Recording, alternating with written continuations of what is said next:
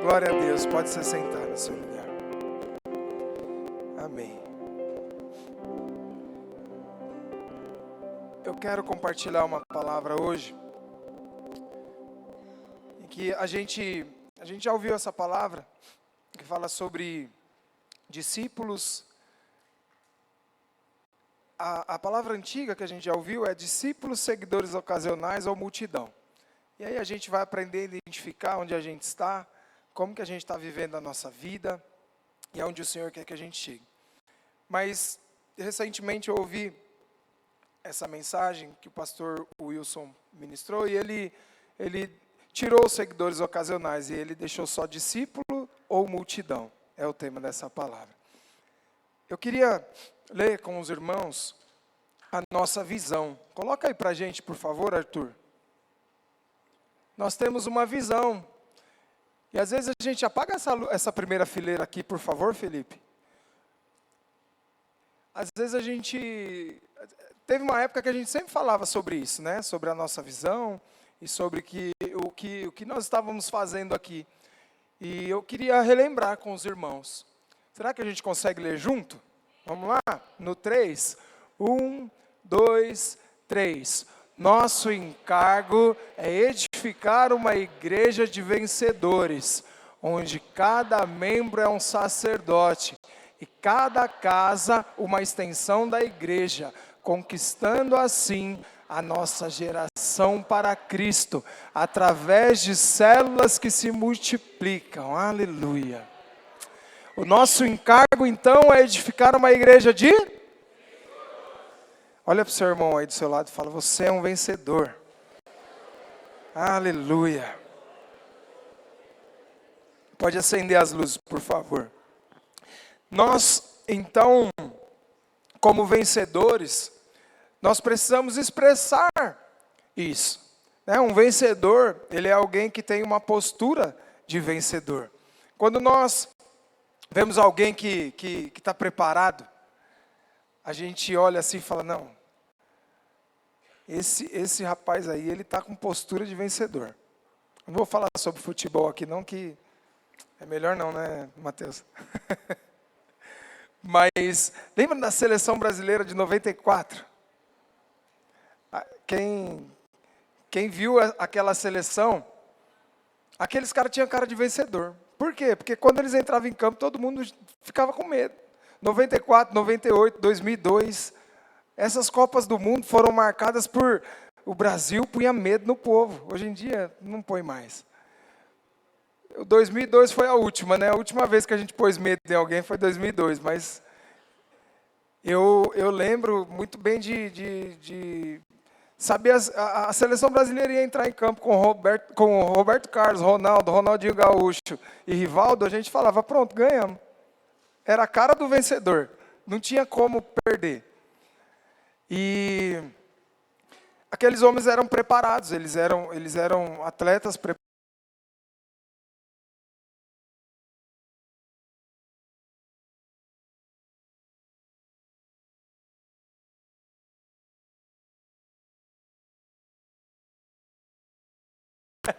Não estava nem aí para nada, ele sabia o que ele precisava fazer.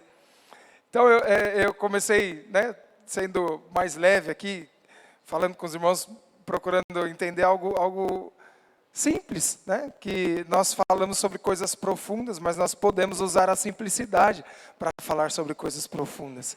E eu uso o futebol porque é algo corriqueiro, né, no nosso dia a dia. Então eu falo com você sobre isso, mas eu quero falar com você sobre algo muito profundo. Ser vencedor é algo, irmão, que você precisa desejar do fundo do seu coração. Ser vencedor não é sobre você fazer coisas para alguém ver. Porque existe uma palavra que fala acerca dos vencedores. Nós precisamos se apaixonar por ela. E através dessa palavra, através de ser apaixonado por essa palavra, o Senhor vai te tornar um vencedor. Apocalipse 21. Coloca aí para a gente, por favor, Arthur. No versículo 1 até o 7. Nós vamos entender aí mais ou menos. Nossa, mas vai falar de Apocalipse, pastor? É, Apocalipse. Apocalipse é besta, não precisa ter medo de Apocalipse, não. Amém? Pode colocar de 2 em 2, por favor. A gente vai ler até o 7. Vi novo céu e nova terra, pois o primeiro céu e a primeira terra passaram, e o mar já não existe. Vi também a cidade santa, a nova Jerusalém, que descia do céu da parte de Deus, ataviada como noiva adornada para o seu esposo. Então, ouvi grande voz vinda do trono dizendo: eis o tabernáculo de Deus com os homens. Deus habitará com eles. Eles serão povos de Deus e Deus mesmo estará com eles. Irmãos, olha a promessa do Senhor aqui.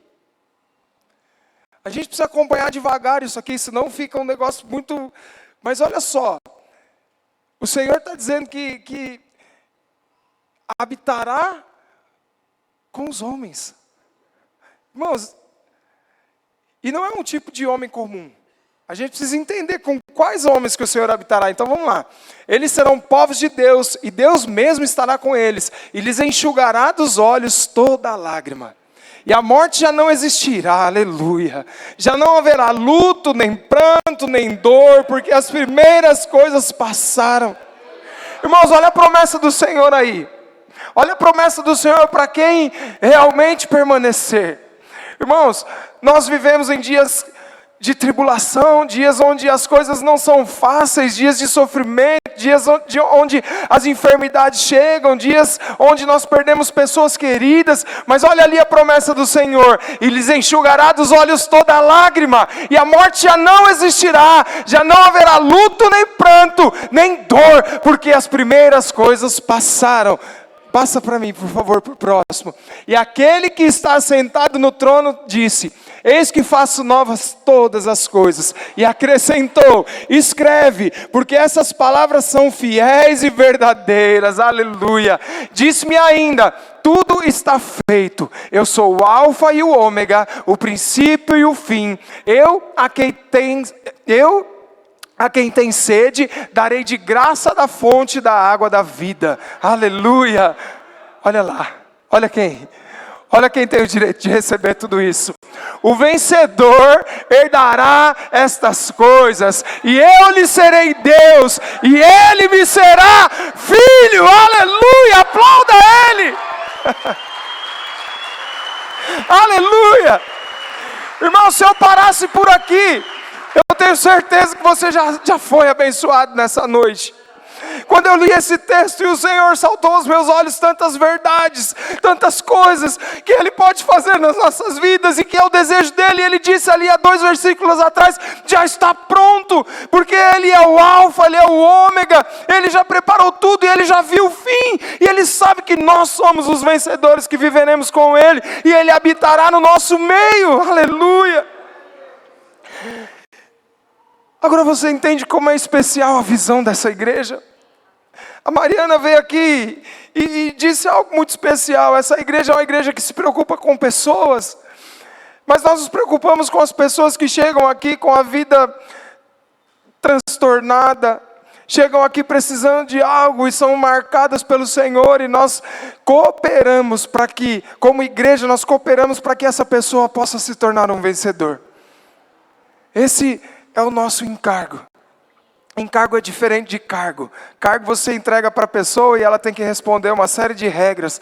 O encargo, ele vem do coração. Quando você receber de verdade esse encargo no seu coração, em pegar pessoas que são totalmente desprezíveis lá fora, assim como Davi pegou os valentes lá na caverna, que na verdade não eram os valentes, eram os endividados, e fez com que, através da liderança dele, essas pessoas se tornassem os valentes de Davi, os vencedores que o Senhor levantou com ele como um exército. Nós vamos viver o milagre do Senhor. Nós vamos viver o sonho de Deus nessa igreja, porque o Senhor te chamou para ser um vencedor e gerar vencedores segundo a vontade dEle. Amém? Glória a Deus. Então, irmãos, ser um vencedor implica em alguns princípios e alguns contextos básicos que você precisa fazer. Nós não estamos aqui para merecer é nada. E não conseguiríamos caminhar com base no merecimento, porque nós caminhamos debaixo da graça. A maravilhosa graça do Senhor nos alcançou e nós temos a oportunidade de viver a vida abundante que Ele conquistou para nós. Então o que eu preciso fazer para ser um vencedor? Eu vou te dar uma boa notícia hoje. Mas antes eu quero falar sobre os conceitos do mundo. Como que um vencedor, alguém é intitulado vencedor no mundo? Vou contar uma historinha para vocês. Em 2002, existia um atleta que ele tinha 15 anos de idade. E ele se tornou o adolescente mais rápido do mundo nos 200 metros. Então ele já era ali um vencedor, né, na categoria dele. Mas ele perseguia algo. Então, em 2002, com 15 anos, ele olhava lá na frente e ele perseguia algo. E 7 anos depois, esse adolescente, que já não era mais um adolescente, ele se tornou o recordista mundial nos 100 metros, com a marca de 9,58 segundos. Então, ele correu 100 metros em 9,58 segundos. Quem aqui sabe quem é esse rapaz? O Bolt. Eu nem sei falar o nome dele inteiro, eu sei que é o Bolt. O jamaicano. Ele demorou, eu tenho certeza que aqui com 15 anos para chegar como o adolescente mais rápido do mundo, ele se preparou pelo menos desde os 10 anos de idade. Então dos 10 até mais ou menos aí os 21 anos,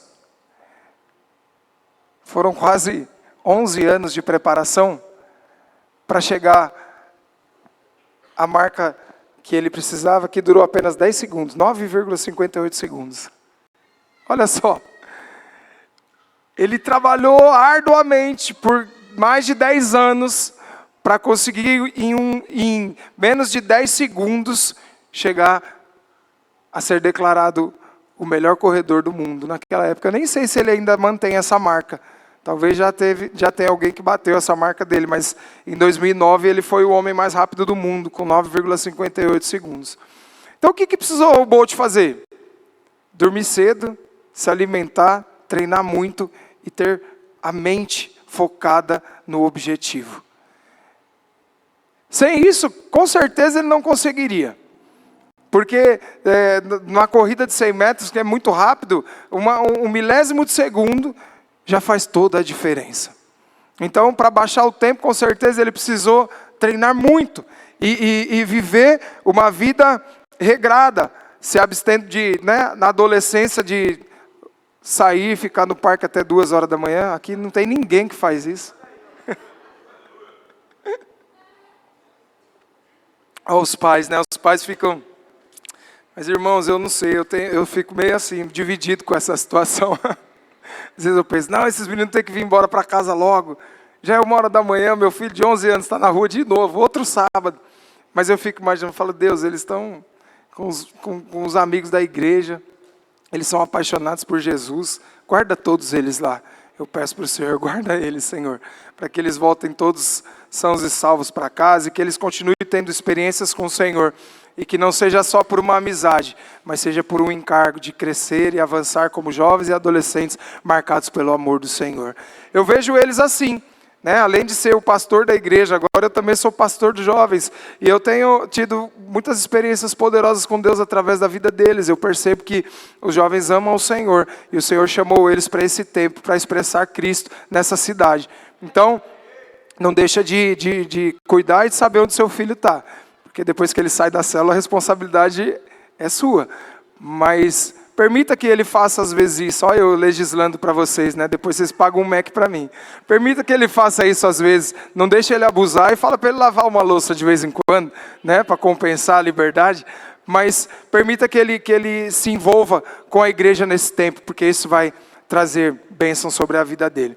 Então, um vencedor ele precisa abrir mão de algumas coisas. E nós, quando nós temos a oportunidade de falar na vida de alguém, e a pessoa chega na igreja e ela não conhece ainda como funciona, nós falamos, irmão, o interessante é que você passe pelo encontro, e existe um trilho, que nós chamamos do trilho do vencedor.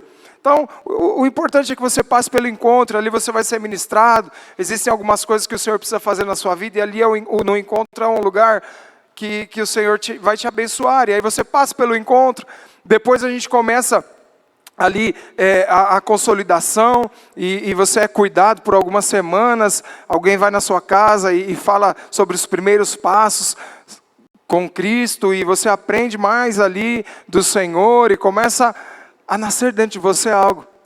Você se torna vencedor não por uma obrigação, mas você se torna vencedor por uma sede e uma fome que é colocada dentro de você, a partir do momento que o Espírito Santo vem morar. E aí você começa a ter essa sede, essa fome, você precisa que alguém te direcione. Então nós estamos aqui, aqueles que são mais velhos, estamos aqui para isso. A única coisa que diferencia um do outro é isso. Um chegou antes, o outro chegou depois, e a gente vai cuidando uns dos outros, até que todos nós caminhemos como vencedores. E o ápice de caminhar como vencedor, o que é? É você aqui nessa terra, né? O ápice é lá, na glória, recebendo a coroa e ficando com o Senhor a eternidade. Mas o ápice de caminhar como vencedor aqui nessa terra é quando você tem a oportunidade dada por Deus de gerar outros vencedores. Irmãos, eu não sei você, mas eu fico tão feliz quando eu vejo as pessoas se matriculando no curso de maturidade, por exemplo, e aprendendo sobre as disciplinas espirituais, aprende a ouvir o Espírito. Aquelas aulas que falam sobre como o Espírito Santo se move, como que ele conversa com a gente, como que ele faz para ser ouvido. Irmãos, é poderoso demais, é poderoso demais. Tudo isso que foi planejado para nós, existe uma série de coisas que nasceram no coração de Deus, que a intenção do Senhor é te fazer um vencedor. Então, durante algum tempo você tem a oportunidade de ser ministrado, até que você se torne um vencedor. E um vencedor nada mais é do que um discípulo. Vencedor e discípulo é uma palavra que pode ser um sinônimo.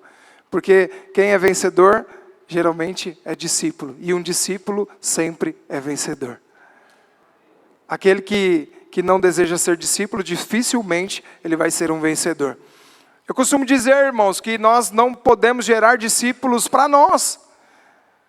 As pessoas não são nossas propriedades. Mesmo você ajudando o irmão a caminhar e falando na vida dele, ajudando a ele a tomar decisões, mas você nunca vai colocar imposições sobre a vida dele. Você nunca vai dizer exatamente o que ele tem que fazer, mas você vai sempre apontar para Cristo. Então nós somos discípulos de Cristo, nós não somos discípulos de pessoas. Por isso eu quero dizer para você, não olhe para mim, porque se você olhar para mim, fatalmente você vai se decepcionar. Fatalmente você vai achar defeitos em mim que não são bons para você. Mas quando você olhar para Jesus, você vai desejar segui-lo, porque o Senhor Jesus tem tudo que você precisa. O tamanho do vazio que tem dentro de você é exatamente do tamanho de Cristo. Então quando você olha para Jesus, com certeza você será um vencedor.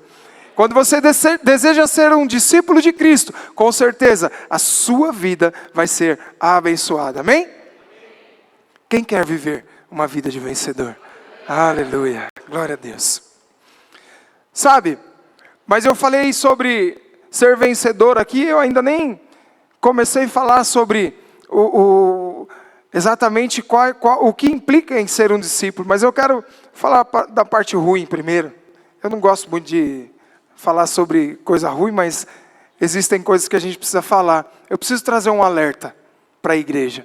Eu preciso dizer para você que, mesmo você estando aqui, mesmo você fazendo os cursos, mesmo você, muitas vezes, liderando uma célula, você pode estar caminhando como multidão. Uau, pastor, como assim? Olha que silêncio. Calma, vai dar tudo certo. Mas nós precisamos, o Senhor quer falar conosco hoje. Nós precisamos entender qual a diferença de ser discípulo e ser multidão. O mundo, ele mede a vitória por ter coisas, por conquistar medalhas, por ter um mérito humano e visível. Mas o Senhor, ele mede de outra forma. E as pessoas, muitas vezes, elas conduzem a vida de uma forma errônea e pensando que, se eu tiver um bom emprego, se eu tiver condição de ter dinheiro e de viajar, de ir para outros países pelo menos uma vez por ano, se eu tiver trocar de carro a cada 2 anos, pegar um carro zero do ano, essas coisas me farão ser visto como um vencedor. Alguém que vive isso, poxa, alguém que tem um mérito, mas será que é sobre isso que o Senhor quer falar conosco? É sobre ter coisas? Não é sobre ter coisas. E a experiência com Jesus, ela nos garante que realmente ter coisas é o último plano. Porque quando você tem uma experiência com Jesus, você entende que o que realmente vale a pena é a eternidade. Hoje eu conversava com um irmão e falava para ele: irmão, nós temos a oportunidade de viver tantas coisas boas aqui nessa terra, porque o Senhor, Ele nos abençoa. E nós vivemos como vencedores aqui. E nós comemos bem, nós nos vestimos, nós temos a nossa família, temos carinho das pessoas. Então nós conseguimos viver uma vida boa. Mas isso não se compara com a alegria que está sendo preparada pelo Senhor para nós.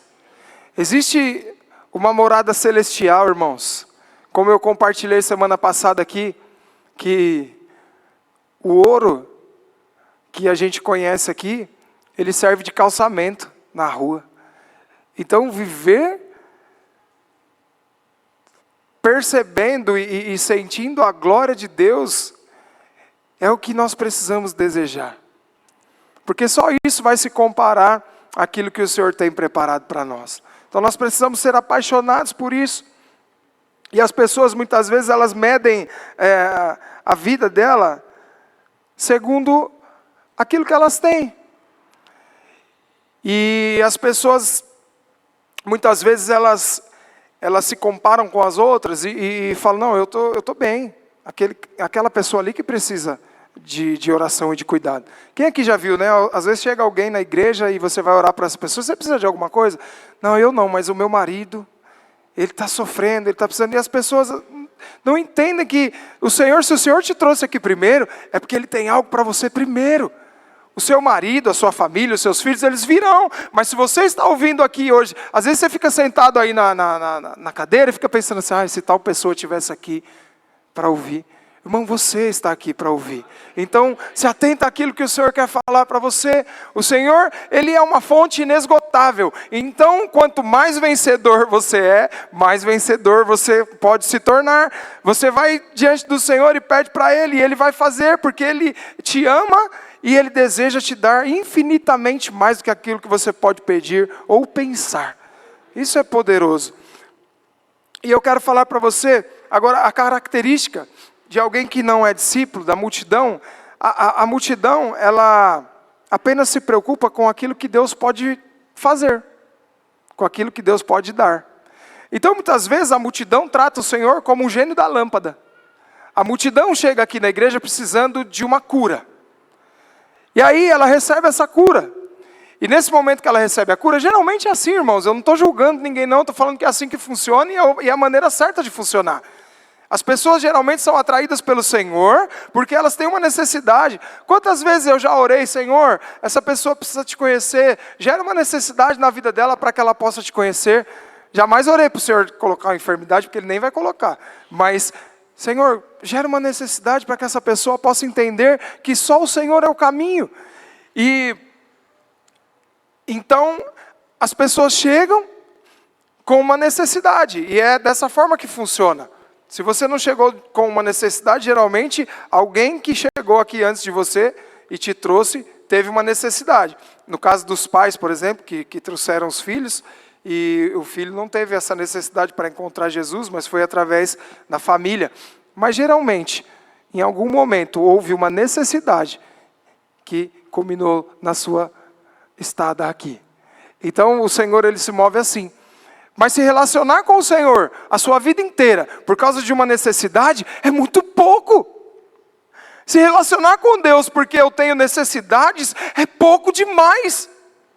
É pouco demais eu ter um Deus tão grande que pode me fazer ter experiências poderosas, que pode me levar a viver uma vida abundante, que pode me levar a viver coisas grandes a respeito do reino, experiências poderosas com a glória. Eu não estou falando de ter coisas, eu não estou falando de representar para o mundo que eu sou vencedor. Eu estou dizendo de ser lembrado no reino do Espírito. Ali caminha um vencedor.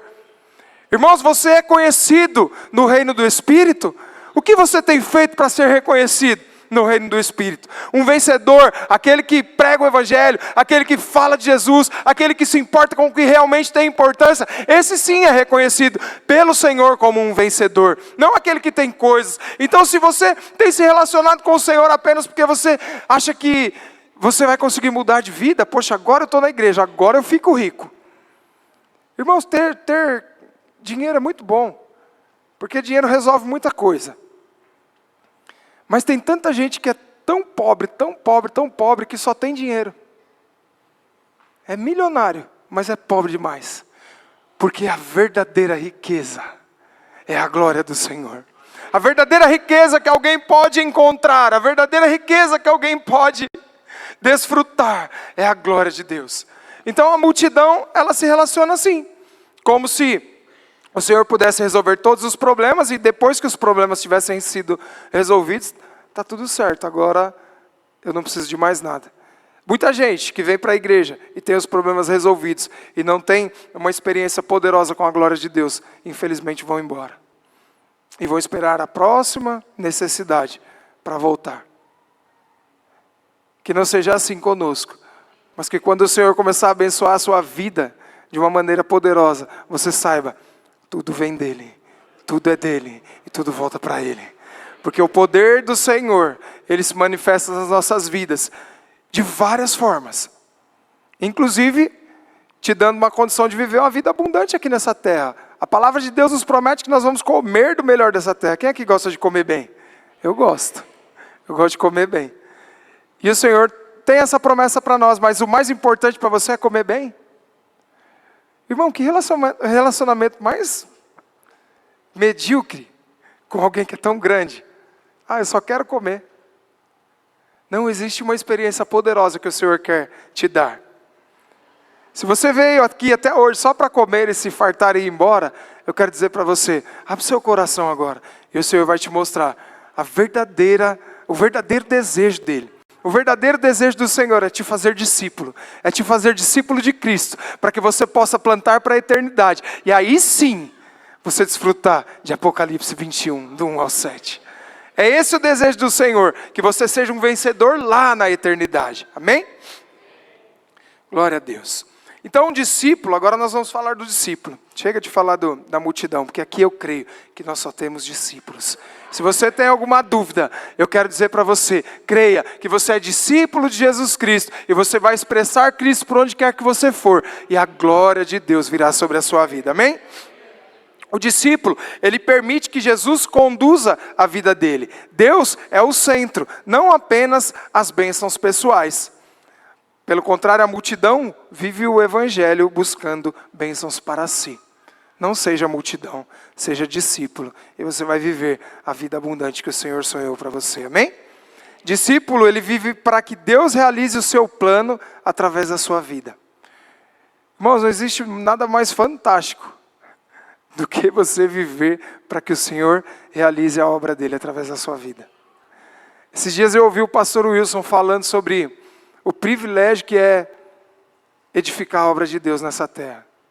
E aí eu fiquei pensando, falei, Deus, é verdade. Às vezes você fica feliz, né, de entrar numa empresa boa. Quem aqui, né, não fica? Fala, poxa, eu trabalho numa empresa boa, uma empresa sólida, onde não atrasa o salário, tem benefícios. E você enche a boca para falar, né? Eu trabalho em tal empresa. E as pessoas, que empresa boa. Irmão, você trabalha para o dono de tudo.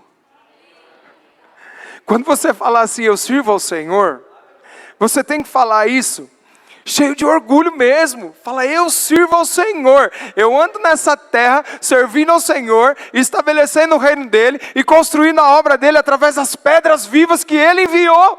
Irmão, existe emprego melhor do que esse nesse mundo não existe.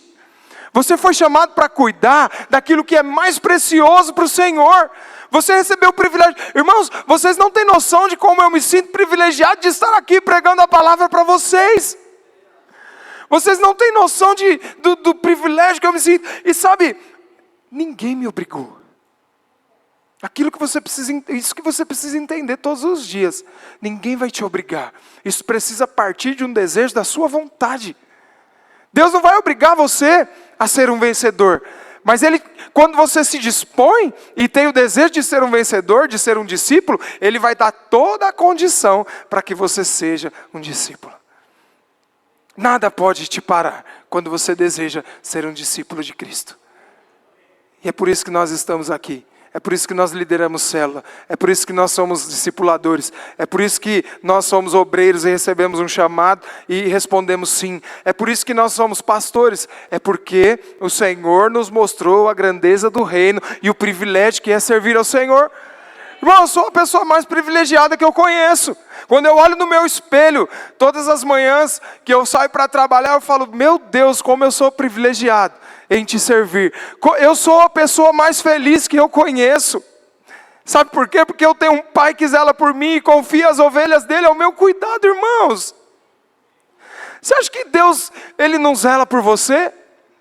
E aí Ele olha para mim, um homem pecador, que não tem nada para oferecer e fala, você vai cuidar das minhas ovelhas. Irmão, como que eu tenho que me sentir? Eu confesso para vocês que às vezes eu fico meio gelado, com medo, sem saber o que fazer.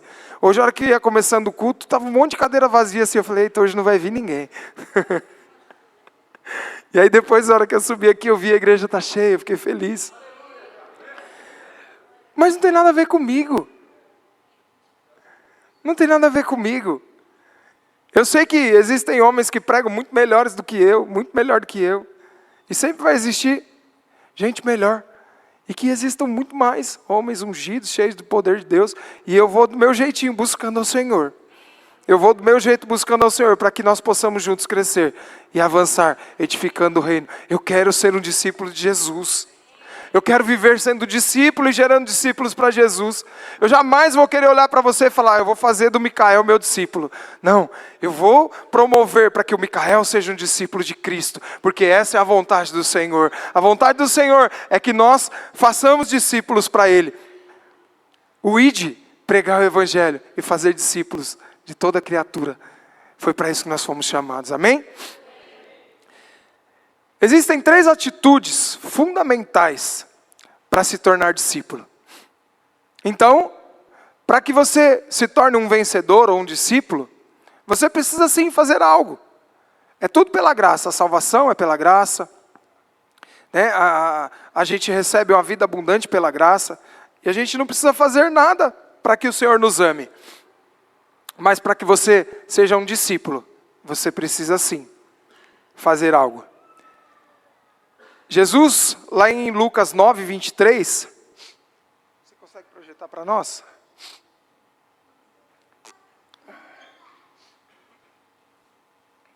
Glória a Deus. Dizia a todos, se alguém quer vir após mim, a si mesmo se negue, dia a dia, tome a sua cruz e siga-me. Dentro desse versículo pequenininho, está contido as 3 iniciativas que alguém precisa ter para ser um discípulo. Voltou ainda, voltou. Oh, glória, já voltou. Glória a Deus. Então, Lucas 9, 23 é algo poderoso que o Senhor fala conosco aqui. Se alguém quer vir após mim, a si mesmo se negue. Toma. Não, agora deve ter desligado tudo lá, né? Deixa eu achar aqui que fica mais fácil. Glória a Deus. A primeira atitude fundamental para se tornar um discípulo: negar-se a si mesmo. Eita! Negar-se a si mesmo significa colocar os interesses de Deus acima dos nossos. Irmãos, a gente precisa, primeira coisa, se eu quero ser um discípulo, eu preciso entender de quem. De quem que eu quero ser um discípulo? Eu quero ser um discípulo do Douglas? Se eu quiser ser um discípulo do Douglas, eu preciso saber qual é o propósito do Douglas. Eu preciso saber o que o Douglas tem para me passar, para que eu possa ser discípulo seguir os passos, andar nas pegadas. Então, eu conheço um pouquinho o Douglas, então o Douglas, ele fez Senai, depois foi torneiro, ajustador mecânico, ferramenteiro e trabalhou um tempo. Então, se eu quiser seguir os caminhos do Douglas, eu sou um menino de 14 anos, o que eu vou fazer? Eu vou fazer Senai, certo? E aí você vai caminhando. O Douglas fez Senai, então eu estou fazendo Senai de mecânica geral. E aí depois do Senai, o que o Douglas fez para ir crescendo dentro da empresa? Olha, ele fez um curso assim, fez um curso assim, fez um curso assim. Então eu vou mirar naquilo que o Douglas fez para que eu possa andar nas pegadas do Douglas. Então, se eu quero ser um discípulo de Cristo, o que eu preciso fazer? Eu preciso andar nas pegadas de Cristo.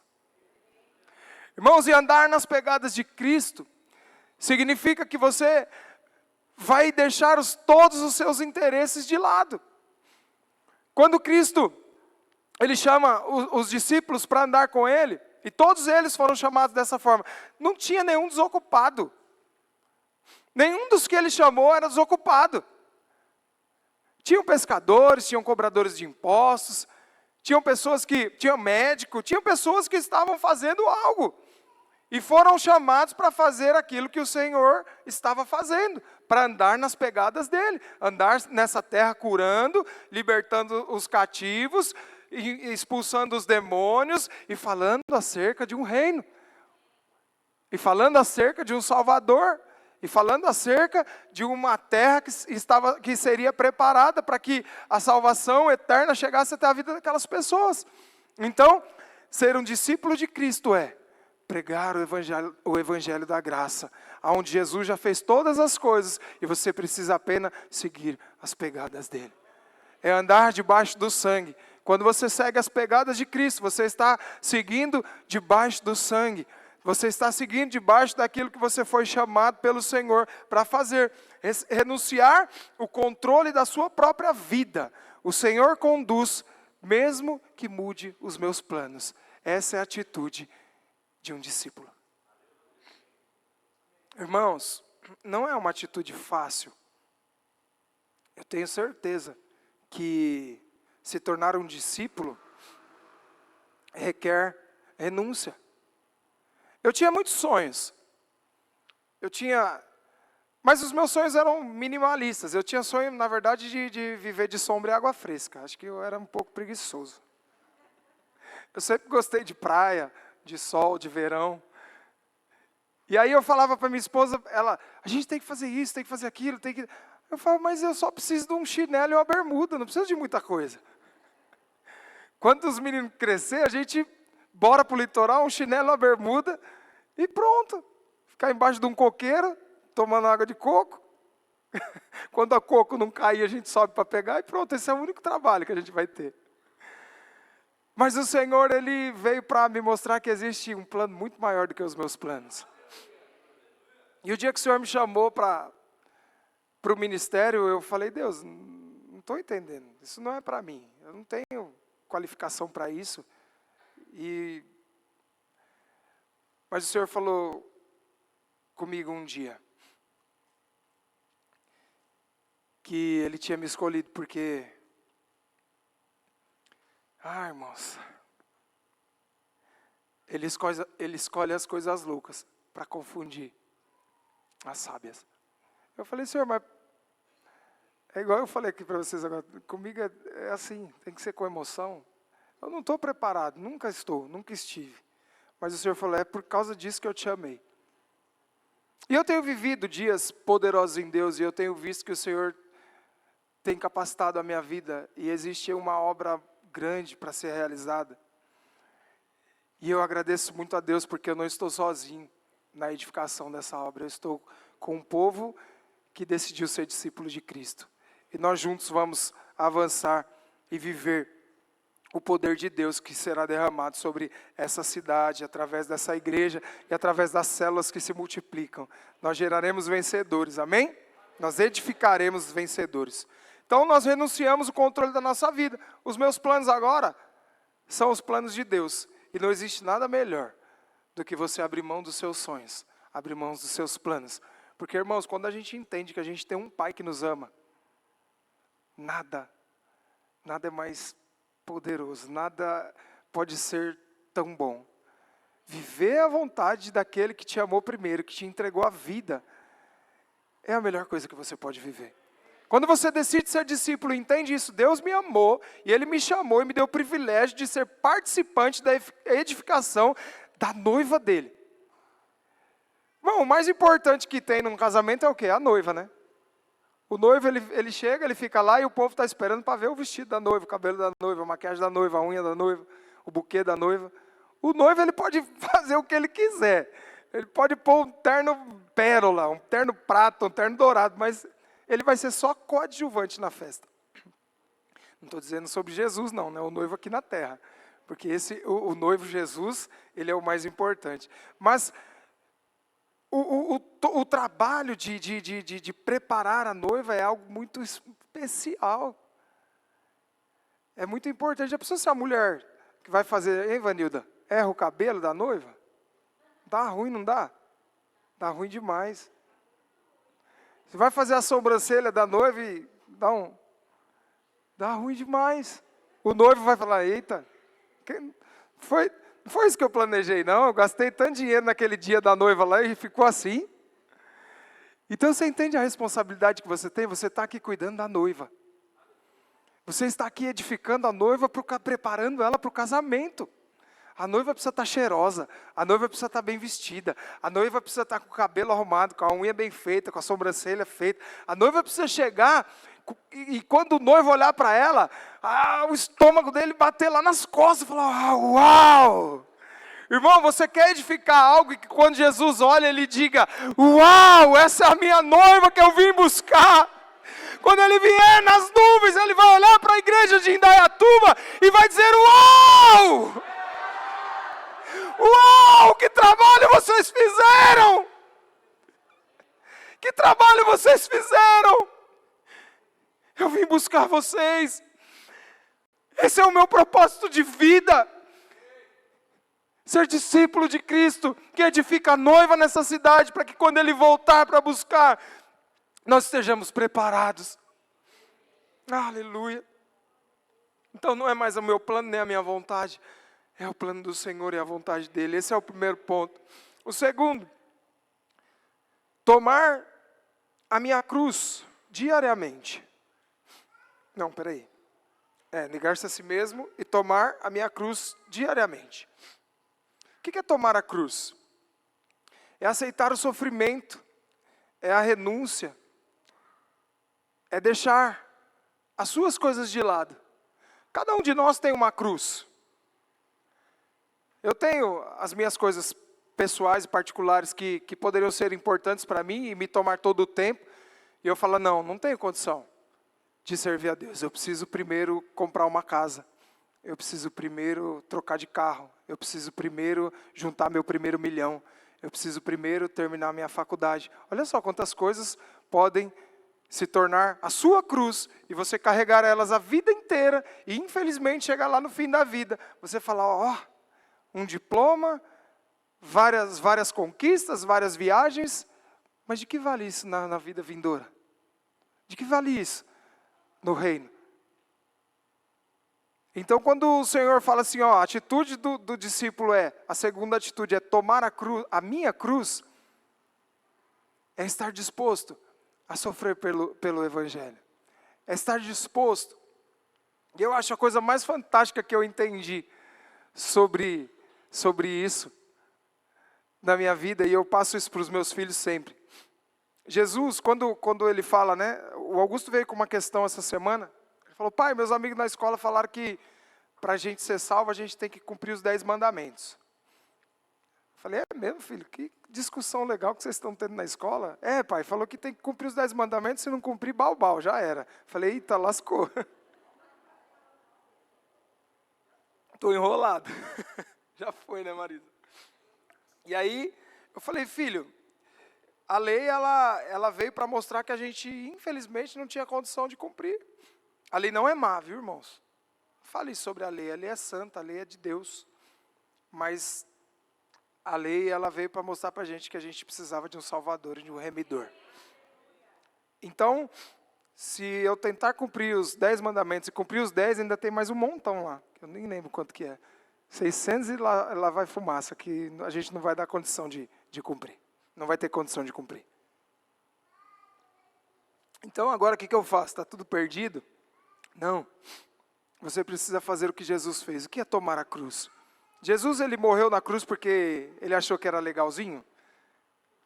Ah, que legal, pai. Eu vou lá na terra, vou viver, passar pelas pessoas lá, e depois eu subo lá na cruz no maior barato, abro os braços, eles pregam eu, derrama todo o sangue, falo que está consumado, depois de 3 dias eu ressuscito e volto. Não. Ele sabia que ia doer.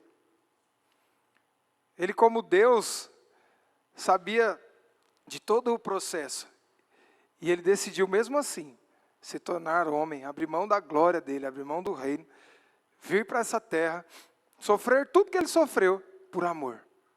Então, tomar a cruz de Cristo é viver baseando a sua vida no amor àquele que não merece. Está preparado para ser discípulo? Irmão, você vai ser traído, você vai ser caluniado, você vai fazer tudo para as pessoas e um dia ela vai olhar para você e falar: nossa, nunca ninguém me amou, ninguém nunca cuidou de mim. Você vai abrir a porta da sua casa, vai pôr um cidadão para morar lá dentro e ele vai sair falando mal de você. Você vai pegar o seu salário e dividir em 3 para poder ajudar o cidadão a viver, e ele vai falar assim que ninguém nunca cuidou dele. Quantos milagres o Senhor Jesus fez? Irmãos, os discípulos viram ele multiplicando os pães e os peixes, viram eles fazendo milagre, e no final ele ficou sozinho. Não espere nada de ninguém. Olha para Jesus. E por mais que você se sinta só um dia, saiba que existe uma coroa te aguardando na eternidade. Eu espero que eu possa sempre ser uma companhia para você. Eu espero que em nome de Jesus eu possa estar junto com você sempre. Mas se você olhar para o lado, para o outro, não vê ninguém, saiba que dentro de você existe uma glória, existe um poder que jamais te abandonará e vai fazer com que você viva os sonhos de Deus, amém? Seguir a Jesus e tomar a cruz de Cristo é você se dispor na sua vida. Tudo que envolve tempo, envolve vida. Jesus entregou toda a vida dele para que nós pudéssemos ser salvos. Jesus, se você analisar a vida de Jesus, ele não teve coisas, ele não teve casa, ele não teve um cavalo, aquele jumentinho que ele entrou lá devia ser emprestado. Jesus tinha a roupa do corpo e o poder do Pai sobre a vida dele. Era assim que ele caminhava sobre essa terra, porque ele estava aqui só de passagem. Então tomar a cruz de Cristo é saber, eu estou nesse mundo de passagem, eu não sou daqui, eu sou cidadão do céu, e um dia sim, eu vou viver o propósito inicial, que é me relacionar todos os dias, sem a intervenção do pecado, com o meu Pai. Aí vai estar pronto, irmão, aí está tudo certo, mas enquanto você está aqui, se comporte como um discípulo, e viva carregando a cruz de Cristo. E o que é carregar a cruz de Cristo, pastor? Então eu tenho que mandar fazer uma cruz e colocar nas costas e sair por aí falando de Jesus? Não. Entrega tempo. Lidera uma célula. Abra sua casa. Aconselhe as pessoas. Seja um bom ouvinte. Seja alguém que quando a pessoa está sofrendo, se disponha. Seja o primeiro. Seja o primeiro a cuidar desse ambiente aqui. Tudo que você fizer que envolver tempo, você está fazendo aquilo que Jesus fez, você está entregando vida. Quando você dizima e oferta, o que você está fazendo? Você está pegando a cruz. Por quê? Porque eu troco 10 horas do meu dia por um salário mensal. Todos os dias eu vou lá e entrego 10 horas. Eu entrego 10 horas da minha vida, todos os dias, para que eu possa receber no fim do mês as 222 horas que eu trabalhei. Ainda vem um monte de desconto lá, que é uma bênção, viu? Além de eu entregar o tempo, eles descontam do meu tempo. A gente paga para trabalhar, mas não vou reclamar disso não. Porque na glória não vai ter nada disso. Nós vamos ter tudo à nossa disposição. Mas é isso que você faz. Todas as vezes que você entrega a sua oferta, seu dízimo, tudo que você faz aqui, você está entregando tempo. E quando você entrega tempo, você está entregando vida. E você está tomando a cruz de Cristo. Então saiba, o seu tempo que você usa para edificar aqui nunca será um tempo perdido. Será um tempo onde você está se tornando cada vez mais discípulo de Cristo. E o 3, seguir a Jesus de fato. Viver segundo os ensinamentos de Jesus. Ele é o centro das decisões e relações. Disponibilidade para que Deus use a vida, o tempo, os talentos e os recursos. O Senhor te deu talentos, recursos abundantes. E você pode, enquanto você vive na vida da igreja, você pode desenvolvê-los. Para que servem os meus talentos? Para que servem os meus recursos? Cada um de nós tem um talento, cada um de nós tem um recurso, cada um de nós tem uma condição de investir no reino. É por isso que a igreja é tão linda. Eu estava conversando hoje com os irmãos lá e depois eu fui embora, eu fiquei pensando, falei, quando que eu ia ter a oportunidade de conhecer cada um daqueles irmãos ali, fora daqui da vida da igreja? Nunca. Se você olhar para o meio que você vive ali com os irmãos, talvez nenhum deles passaria pela sua vida se não fosse a igreja. Talvez nenhum deles, você poderia fazer a diferença na vida deles se não fosse a igreja. A igreja é plural. Por quê? Porque o Senhor é plural. Ele sonhou com isso. Ele sonhou com uma edificação plural. E na pluralidade existe abundância de recursos. O Senhor te chamou com o seu recurso específico para multiplicar com o recurso específico do outro e para que essa obra seja edificada através de todos nós. O Senhor não chamou um homem só para edificar essa obra, mas chamou vários homens e mulheres para que pudessem edificar essa obra. Amém? Eu quero encerrar falando sobre o exemplo de Pedro. Pedro, ele deixou tudo para seguir Jesus. Pedro foi um homem que realmente era muito atarefado. E um dia, quando Jesus ele estava ali pregando, ele olha para Pedro, Pedro devia estar cansado. Jesus ama falar com os cansados. Sabe aquele dia que você fala, estou cansado. Oh Deus.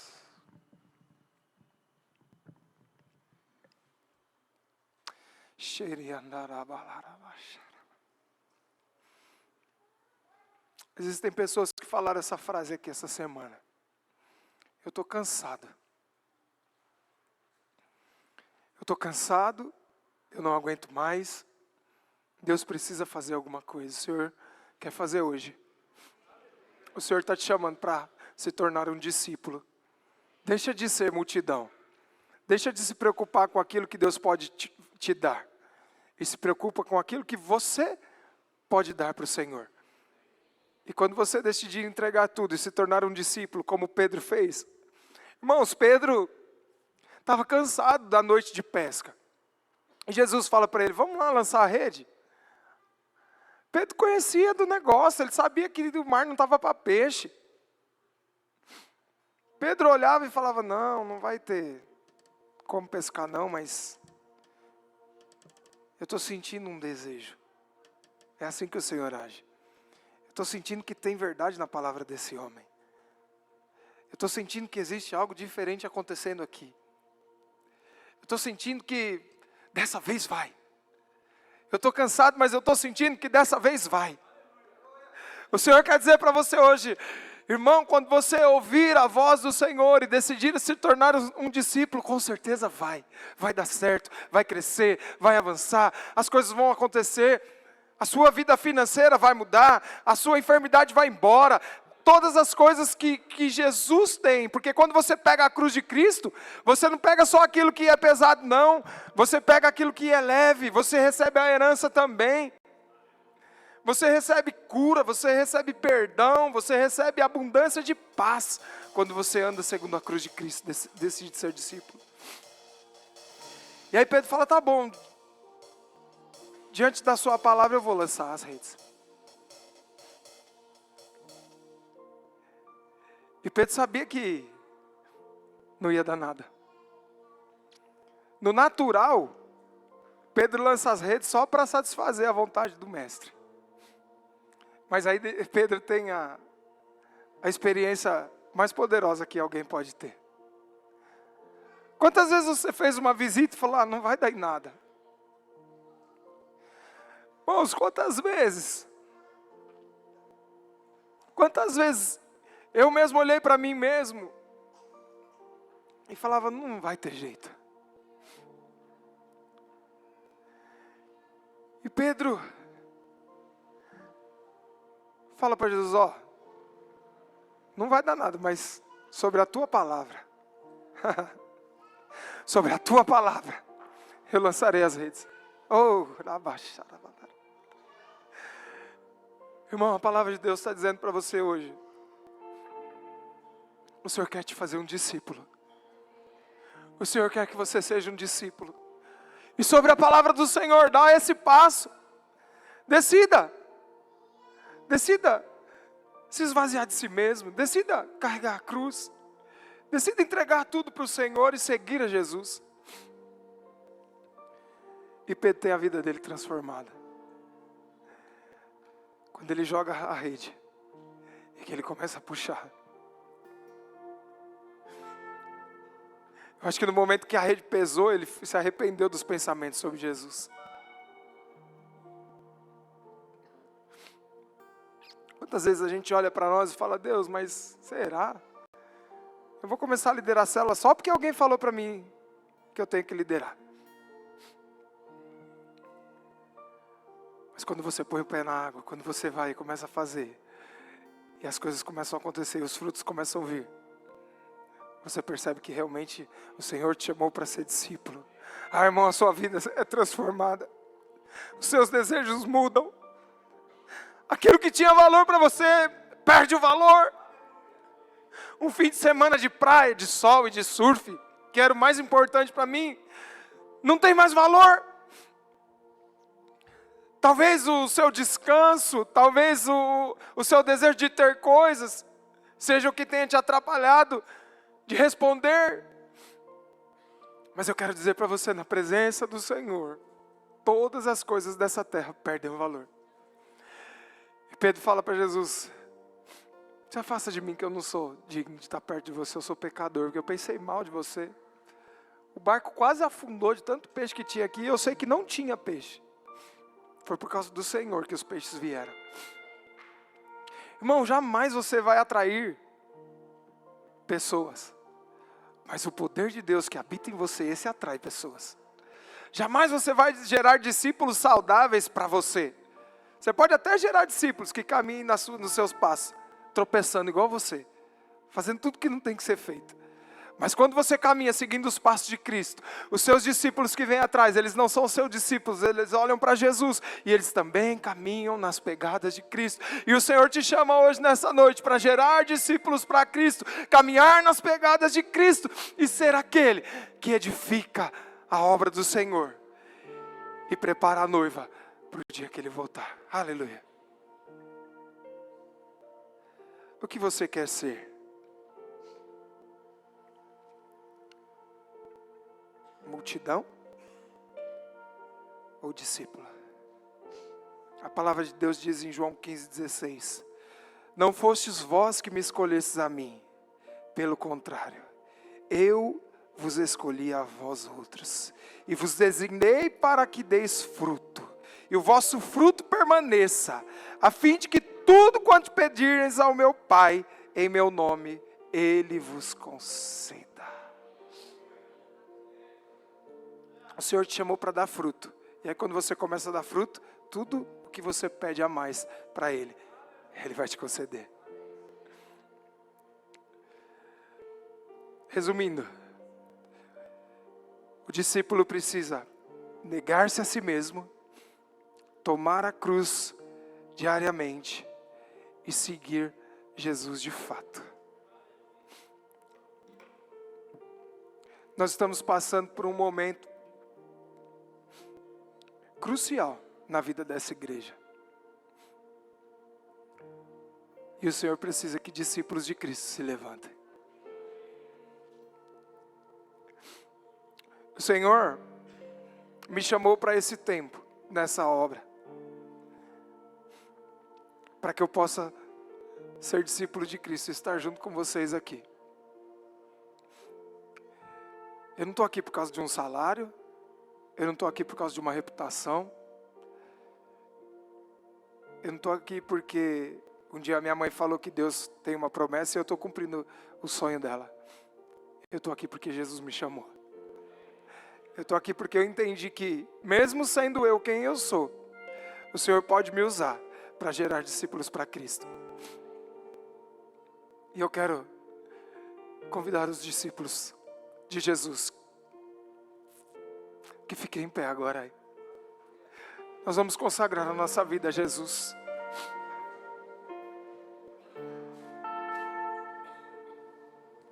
A multidão, ela busca a satisfação imediata. O discípulo busca um propósito eterno. O que você deseja?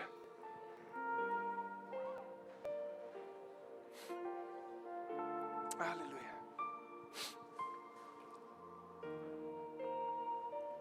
Nós vamos cantar essa canção.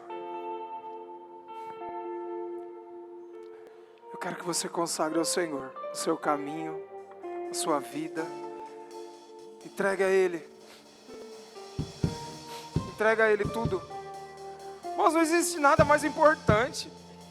Não existe nada. A sua faculdade não é mais importante. A sua família só é importante se ela estiver aqui. Porque se você estiver aqui para ganhar a sua família, para vocês ficarem felizes e satisfeitos no seio do seu lar, não adianta nada. Então a igreja, você estar na igreja com a sua família, esse é o propósito. O Senhor te chama hoje para se tornar discípulo de Cristo. E se você deseja isso, cante esse louvor com forma de oração, entregando para o Senhor.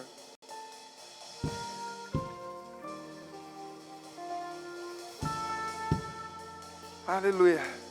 Senhor, nós entregamos ao Senhor, Pai, o nosso caminho. Nós entregamos a nossa vida ao Senhor. Consagre a sua vida ao Senhor agora. Senhor, eu consagro a minha vida ao Senhor. Eu entrego o meu caminho ao Senhor. Eu entrego os meus sonhos. Eu entrego os meus planos. Eu entrego a minha vida. Eu entrego a minha família. Eu entrego tudo ao Senhor. Tudo ao Senhor. Tudo. Tudo é teu. Eu entrego, eu queimo os meus sonhos agora diante do Senhor, para viver os teus sonhos. Eu pego agora a tua cruz, eu sigo agora os teus passos, eu quero seguir as tuas pegadas.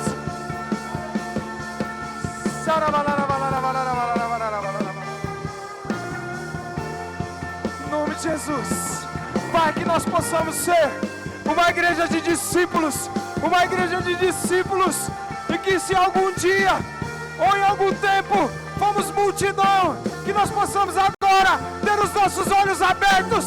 Se você ainda não tinha essa revelação, e hoje você tem os seus olhos abertos, diga ao Senhor agora: Senhor, eu quero ser teu discípulo. Diga ao Senhor: eu quero ser teu discípulo.